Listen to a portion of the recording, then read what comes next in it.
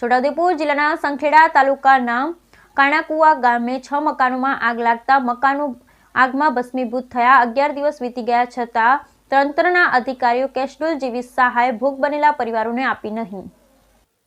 છોટાઉદેપુર જિલ્લાના સંખેડા તાલુકાના કાણાકુવા ગામે 6 મકાનમાં આગ લાગતા મકાનો ભસ્મીભૂત થયા હતા। 11 દિવસ વીતી જવા છતાંય તંત્રના અધિકારીઓ કેશડોલ જેવી સહાય ભોગ બનેલા પરિવારોને ના આપી। છોટાઉદેપુર જિલ્લાના સંખેડા તાલુકાના કાણકુવા ગામે 6 મકાનો આગની ચપેટમાં આવતા ઘરની તમામ ઘરવખરી સોના ચાંદીના દાગીના રોકડ રકમ આગમાં ભસ્મીભૂત થઈ ગયા હતા। આ પરિવારો હાલ નીચે ધરતી અને ઉપર આકાશને સહારે જીવી રહ્યા છે। જ્યારે આગ લાગવાની ઘટના બની ત્યારે સમયસર ફાયર ફાઇટર ના આવતા ઘરમાંથી કોઈ પણ વસ્તુ બચાવી શકાયા ન હતા।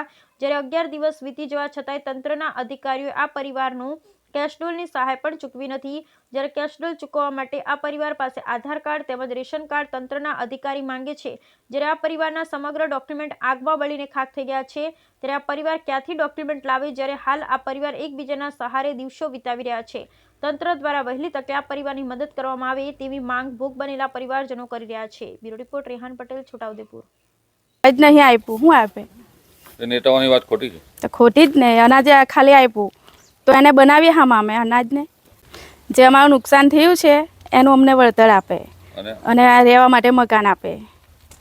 પહેરેલા લુગડા નીકળી ગયેલા છે, નાના નાના છોકરા છે અને મહેનત મજૂરી કરીને ખાય છે। આ મારે અત્યારે કોઈ નહીં, મારે મકાન જોઈએ અને આ દાણા ડોળી બળી ગયા, કંઈ કાઢવા નહીં પાયમાં, પગ મેં પહેરવાના સંપલ પણ નહીં મળતા એવું છે। પહેરેલા લુગડા નીકળી ગયા, કંઈ રાસ પીસ કે નહીં, કંઈ આ ઠંડી આવી, ઠંડીમાં મારે કઈ છોકરાને પડી રહ્યો, નાના નાના મારા છોકરા છે। અમારા 6 મકાન બળી ગયા। ધારાસભ્ય હજુ સુધી આવ્યા નહીં, આજે 11 દિવસ થઈ ગયા પણ અહીં ધારાસભ્ય આવીને જોયું બી નથી કે શું થયું, શું ઘટના બની, એવું આવીને એને પૂછવું તો જોઈએ ને એમને। હા, ચૂંટણી ટાઈમે તો દોડામનો દિવસના 10 આટા બી મારશે, મને વોટ આપજો, મને વોટ આપજો એમ। હજુ સુધી અહીં ધારાસભ્ય બી પગ નહીં મૂક્યો કે કેવું થયું છે, શું પોઝિશન છે, પૂછવું તો જોઈએ ને। હમણાં કેવી હાલ મળે, આ શિયાળાની મોસમ છે, 30 માણસો ઉપર શું ગુજરતી હશે એ તો એમને જોવું પડે ને। સરકારમાં વળી આ લોકો આવે તો રહેવા માટે મકાન બી નહીં, ખાવા માટે દાણા બી ના હોય, કશું જ નહીં, પહેરેલા કપડે નીકળી ગયા છે, શું હોય હવે? કાણકુવા ગામ છે સંખેડા તાલુકાનું, અહીંયા 6 મકાન છે। હવે અમારા મકાનમાં તો 9 જણ રહેતા હતા, હવે આજુબાજુમાં તો બહુ ખ્યાલ નહીં પણ અહીંયા હમણાં બધું જ બળી ગયું છે ને અનાજ બી કંઈ છે નહીં, અનાજ બી હતું તો બધું બળી ગયું, કપડાથી લઈને ગોદડા, નાના નાના છોકરા છે। હવે બીજા તો બધા ચાલો હવે ઘરના માણસો ગમે ત્યાં રહીને એમનું મતલબ ગમે ત્યાં આજુબાજુમાં બી રોકાઈ શકે છે પણ નાના નાના છોકરા છે એ લોકો થોડા સમજે।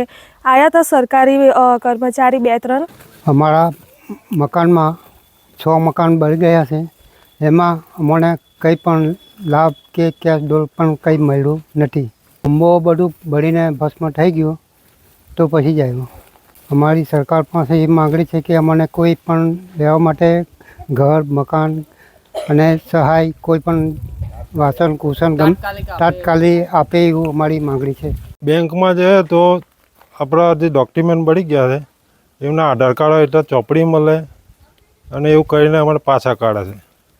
અને આધાર કાર્ડ કાઢવા જઈએ તો આધાર કાર્ડનો નંબર માગે છે, હવે અમે કઈ રીતે કાઢીએ? બધું બળીને ભસ્મ થઈ ગયું, બરાબર। 6 મકાન, આપણે 5 મકાન બળી ગયા અને એક 6ઠું મકાનને દિવાલને એ જ લાગી છે। મકાનમાં 20-25 જણ રહેતા હતા, એમાં કંઈ કાઢવા નહીં પામે, બધું સળગીને ભસ્મ થઈ ગયું છે। સરકાર પાસે શું માંગણી તમારી? સરકાર પાસે એવી અપેક્ષા રાખી કંઈ અમારું સળગી જ ગયું છે એ કંઈ આપે અને કંઈ સહાય આપે અને કંઈ મકાનની વ્યવસ્થા કરે જેમ બને।